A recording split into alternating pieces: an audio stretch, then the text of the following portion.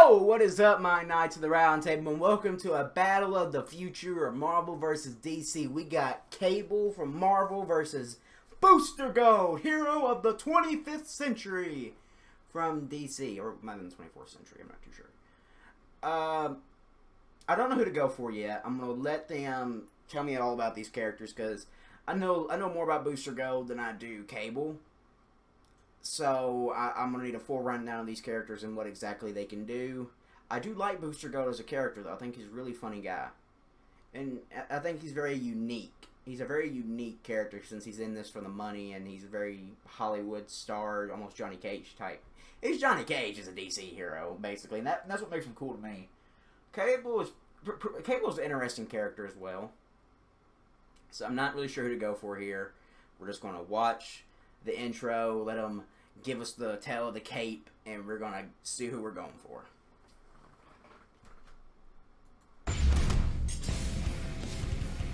Mankind has always looked to the past with regret for mistakes, and to the future for the chance to correct them. But what if the past and future could be visited at the same time? I'd say buckle up, but where we're going, we don't need seatbelts. Wait a minute, is that the right quote? Cable, the time-traveling warrior mutant from Marvel. And Booster Gold, the greatest DC Comics hero you've never heard of. He's with my boomstick. And it's our job to analyze their weapons, armor, and skills to find out who would win a death battle. Our convoluted story begins with the supervillain, Mr. Sinister. With a name like that, you'd just be disappointed if he wasn't a supervillain. In an attempt to destroy another supervillain, Apocalypse, Sinister planned to create the ultimate mutant. So he decided to, breed the X-Men Scott Summers and Jean Grey. Alright, weirdo, I mean, they're already in a relationship. Just one little problem. By the time Sinister was ready, Jean was kind of dead. No problem for Mr. City. He just cloned Jean, got the new her in bed with Cyclops, and bam! Out popped Nathan Summers, Marvel's ultimate baby. Of course, we're talking about comic books here, so Jean eventually came back to life. After dumping the clone, Scott and Jean decided to raise baby Nate together. Oh, how nice. I love happy endings. Until Nate was kidnapped by, ironically, Apocalypse. Apocalypse infected Nate with the techno-organic virus, a liquid metal that converts organic tissue into cold, unfeeling steel. It's basically cyborg herpes. And just like the real thing, there was no cure. Trust me. Until the lady from the future showed up. Long story short, Scott and Jean allowed Nate to be taken 2,000 years into the future in hopes of a cure. Unfortunately, there wasn't one, because the future world was ruled by, of course, Apocalypse. So now, poor Nate's got an incurable robot virus and is stranded in a post-apocalyptic apocalypse future. What a ripoff. Well, it's not all bad. As the techno-organic virus took over Nathan's body, it enhanced his strength, speed, and endurance. Most notably, he gained a powerful metal arm and a cybernetic eye that can see in infrared, track objects 2 miles away, and fire lasers. And if any part of his robo-self is damaged, he can just put it back together lickety-split. He's more than just a cyborg, though. His training in the future turned him into an incredible hand-to-hand combatant and tactical genius. And like any good 90s comic book hero, he often comes to fights packing some totally awesome heat. Machine guns, laser guns, a doohickey that can control dinosaurs. What more would you need? He became a gritty savior of the future, where everyone knew him by one name.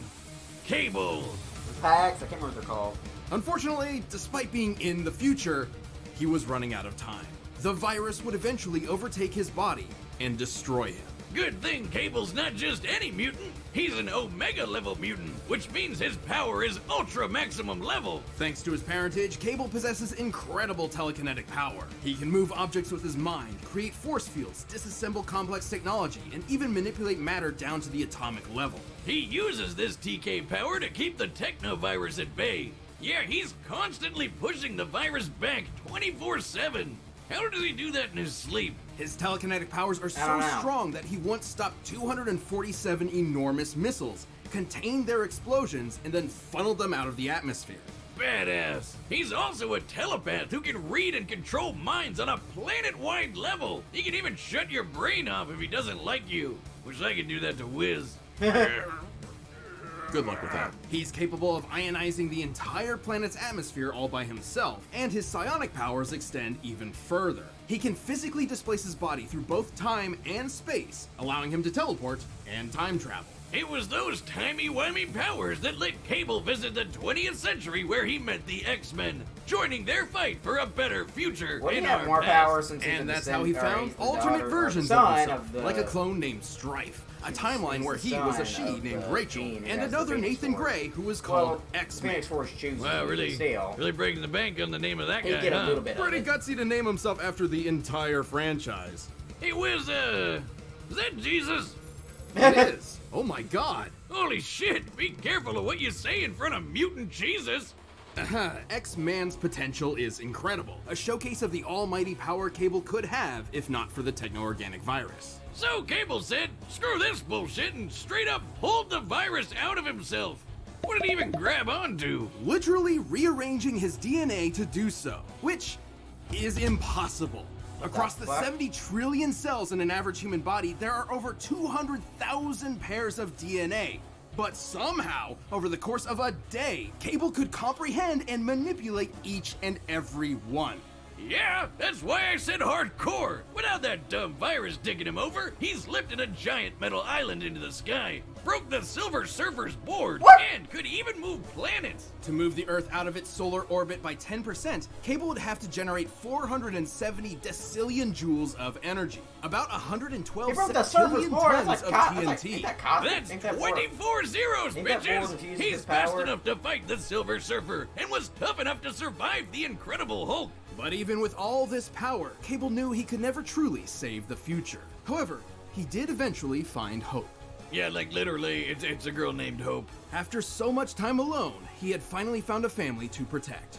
Whether it be past, present, or future, Cable will always be fighting for a better I tomorrow. like Josh Brolin as Cable a lot. Ah, shit. If you do what feels right, then own your style. Philips OneBlade, your style made simple. There's always a way to make life better. YouTube, you've been copyrighted for showing a commercial. Well, YouTube, yeah, you did the shit. Cable. Just saying. I'm not paying Booster for no Gold ads. is a hero, an icon, a brand. He's a vigilante protecting the streets of Metropolis, and also the head of his own PR company. He's a wink and a catchphrase. Dude, he was He's awesome in fame Smallville and with like the fortune race car incarnate. suit with But the number endorsements one on it. thing That to shit was know awesome. about Booster Gold, he's 100% full of shit. Hey. Michael John Carter was your average star college football player from the 25th century. His Yeah. future in the future was bright until his mother caught a devastating illness they couldn't afford to treat. Forced into a corner, Michael was caught betting on his own games in order to pay for the treatment. Should have moved to future Canada. While his mother did survive, Michael found himself in jail. After his time, he just managed to land a job as a security guard at the Metropolis Space Museum and stumbled upon the exhibit on 20th century superheroes. Which inspired him to become a superhero too. Kind of. Actually, he stole all the hero tech he could, and turns out it was the real deal, including a goddamn time machine. Oh yeah, great idea. Let's just leave that shit lying around in the museum that hires ex-cons as security. Alongside his own C-3PO bot, Skeet, Michael took a trip to the past. He used his knowledge of future events to profit off the stock market and form his own company, Gold Star Incorporated. Ah, it's pretty clever of him. Clever like a fox. Because Michael J. Fox played the guy from Back to the Future, and he went back and Sports Almanac. This PR firm and merchandising house would eventually introduce him as a self-made superhero celebrity, Gold Star. Except Ronald Reagan misheard the name as Booster Gold, and it stuck. Well, now he sounds like a trading card pack. Don't get the wrong idea, Michael didn't initially become a superhero for altruistic means. Even Superman, the most positive man alive, believed Booster Gold to be a huge dick. Who could blame him? Booster didn't care about helping people. He just wanted to make a fortune on problems he already knew would happen. Sports Almanac, remember? Luckily, he wasn't all talk. His stolen technology was incredibly advanced. Like his power suit, which, despite making him look like a huge tool, increases his strength, speed, and toughness to superhuman levels. His main offensive shoot him gear in the includes face? energy gauntlets, both of which can fire unidirectional blasts known as booster shots. Really leaning into that brand synergy, huh? And if an enemy is getting a little handsy, he can redirect the gauntlet's energy through his suit. zapping the shit out of anything it touches. Or it can amp up his strength even more. He's just gotta be careful not to run out of fuel. His goggles include heat vision, infrared, and X-ray, and his Legion flight ring allows him to, you know. But at the end of the day, Booster's still an ordinary guy. He's like if Iron Man were a dumb loser. He'd get his ass kicked on a daily basis if he didn't have his nifty force field built. Potentially his most important tool of all. Booster's force field is an impenetrable wall of continual energy so dense that not even bacteria can pass through. It can shrug off physical and energy attacks as well as weirder stuff like mind control. From the likes of Maxwell Lord, no less. A telepath powerful enough to brainwash the entire planet. Booster can even remove his force field and wrap it around something else to protect them or to crush them into nothingness, like my heart after 7th grade prom. No. Perhaps this suit's most bizarre ability Hey, is feel his better, mass I'm getting- dispersion field. Instead of blocking attacks, this field absorbs matter and spits it back out. Obviously, if applied to a human being, the results would be... Oh! Me at my 7th grade prom. And while Booster originally needed a time machine to travel to the past, he has since integrated temporal circuitry into his suit, allowing him to travel the time stream at will, or just stop it entirely. He can even hang out with his past and future selves. Booster managed to fight alongside the Justice League. There he met fellow D-lister Blue Beetle, kicking off the most wholesome bromance ever. To be fair, Booster wasn't just an empty charlatan. Sure, he used his future technology to pretend he had superpowers, but as time went on, his acts of heroism became real and often required sacrifice. Perhaps his friendship with Blue Beetle helped mold him into the selfless hero he later became.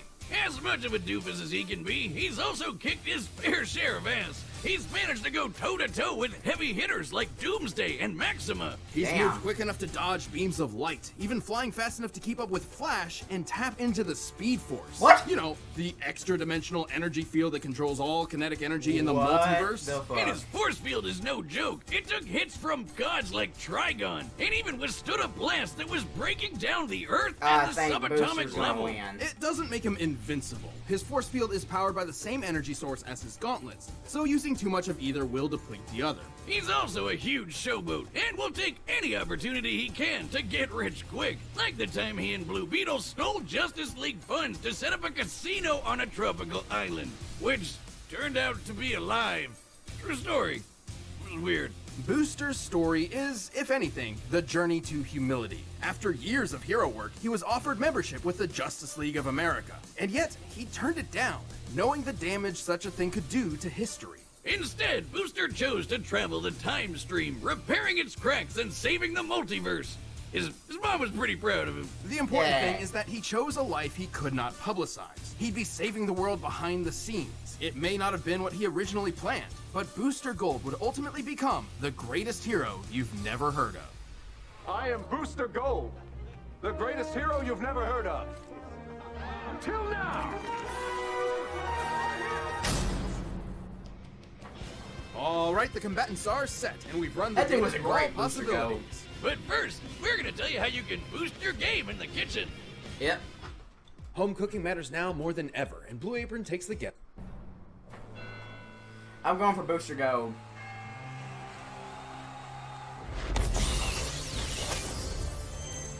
Huh? Hey, buddy, do you mind? You're hogging my spotlight here. You look like an idiot. Oh, I get it. You want to take on the champ to boost your street cred, right? Oh, okay. Well, if it's a fight you want, it's a fight you'll get. The pavement will be stained with your blood. What? This is actually kind of accurate, Is this man. guy Booster would start a serious? fight like that.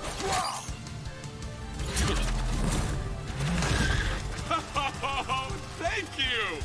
Thank you!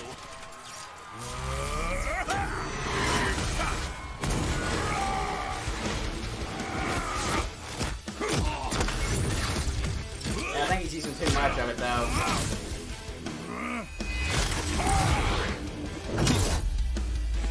All right, douchebag. You want some of this?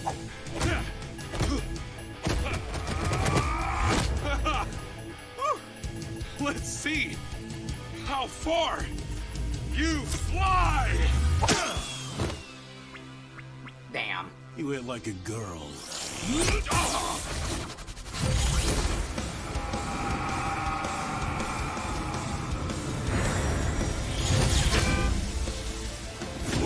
Well, PM.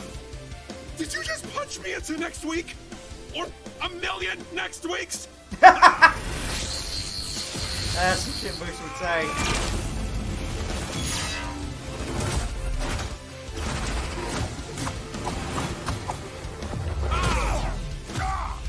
I'm ending this farce. Boost Damn it. Mobile has a new upgraded network. Stronger signal, faster speeds, more coverage. This is gonna be copyrighted, I can just tell.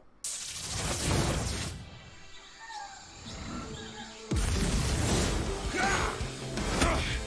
hell is this?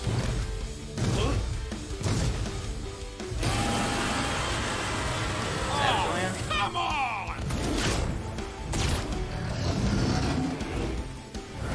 I set this up while you were playing Roadkill. Funny how time travel works. Oh, hey! I can do that too! In fact, it's kind of my thing. So, here's an army of me's from every second we've fought so far. Oh shit.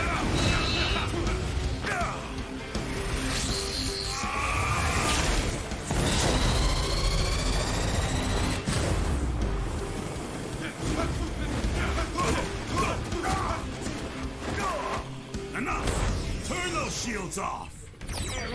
Oh, no! A voice in my head must remove force field! Finally, your time just ran out. What? Oh, wait. Did you think you made me turn my force field off? No, it's too strong for that. I gave it to you. I'll see you in hell, you goddamn golden asshole! Yeah, my boy won. Boost terrific! That's kind of surprising. No! Seriously? I know it seems ridiculous, but... Seriously! How did that golden dingus beat mutant Jesus? Well, it sounds crazy at first, but Booster Gold actually had everything he needed to take Cable out. Cable's powers were way more versatile and deadly than Booster's, and his lifetime of experience in the trenches made him the more well-rounded soldier overall. But Booster had plenty of deadly weaponry in his own right, though his saving grace was that force field. Sure, that thing survived some crazy stuff. Including every single thing in Cable's arsenal. For example, Cable's telekinesis could move a planet and rearrange cells, right? Well, Booster's force field survived planetary destruction at the subatomic level, similar to a nuclear bomb, but on a massive scale worth about 14 tenatons of TNT, over 100,000 times greater than Cable's power output. That's 40 f***ing zeros, bitches! Holy mutant Jesus! And remember, his gloves use the same energy as the shield, so that means Booster is packing some serious heat. Even in Cable's fight with the Silver Surfer, while he managed to keep up for a short while, once the Surfer got serious, the fight was over pretty quick.